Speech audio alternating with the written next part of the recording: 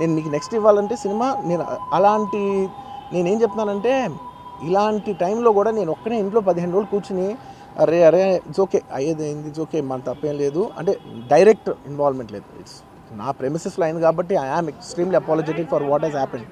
అలాంటిది ఇలా 15 రోజులు కూర్చున్న తర్వాత మీరు ఇలా అన్నారంట, మీరు అలా అన్నారంట, కాళ్ళు చేతులు ఇరిగిపోతే పర్లేదు అన్నారంట అంటే డెఫినెట్లీ చాలా బాధ వేస్తుంది. అందులో ఏంటి ఒక నేషనల్ మీడియా ముందు ఇలా మాట్లాడతాం అనేది నా క్యారెక్టర్ అసాసినేట్ చేసినట్టు కదా దేశం ముందు.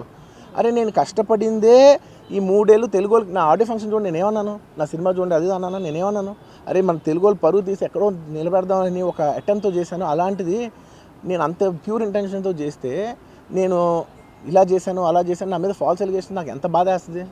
This is personally I mean to nobody, I respect everybody. నేను అసలు ఇదేం పర్సనల్ అటాక్ కాదు, ఏమీ కాదు. నేను జస్ట్ నా గురించి ఫామ్ అవుతున్న ఇన్ఫర్మేషన్ పీపుల్కి చెప్దామని, దట్ ఇలా జరుగుతుంది, ఇది నిజం కాదు, దయచేసి అర్థం చేసుకోండి చెప్పడానికి. అండ్ ఒక సిరీస్ ఆఫ్ ఈవెంట్స్లా చెప్తాను జరిగిన విషయం.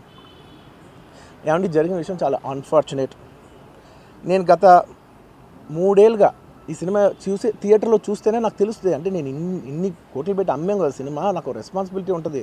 సినిమా ఎలా ఉంది అది థియేటర్లో చూస్తే నా 3 years ఎఫర్ట్, అది జస్ట్ ఒక షో కాదు, నాకు ఎమోషనల్గా అది 3 years ఎఫర్ట్. అసలు ఏమవుతుంది నా future it's like make or break moment for me. So అలాంటి ఇంపార్టెంట్ పాయింట్లో నేను వెళ్తూ నేను అదే ఆలోచించాను తప్ప నేనేమి ఇర్రెస్పాన్సిబుల్గా గత 20-30 ఏళ్ళుగా నేను అదే థియేటర్కి వెళ్తున్నాను. ఓల్డ్ సినిమాలకి వెళ్ళాను నేను అదే థియేటర్కి, నా సినిమాలు కాకుండా బయట సినిమాలకి వెళ్ళా. ఎప్పుడు ఇలాంటి యాక్సిడెంట్ అవ్వలేదు. అండ్ నేనేదో ఇర్రెస్పాన్సిబుల్గా థియేటర్కి వెళ్ళిపోయాను, పర్మిషన్ లేకుండా వెళ్ళిపోయాను అనేది అబ్సల్యూట్లీ ఫాల్స్ ఇన్ఫర్మేషన్. అలాంటిది ఏమీ లేదు.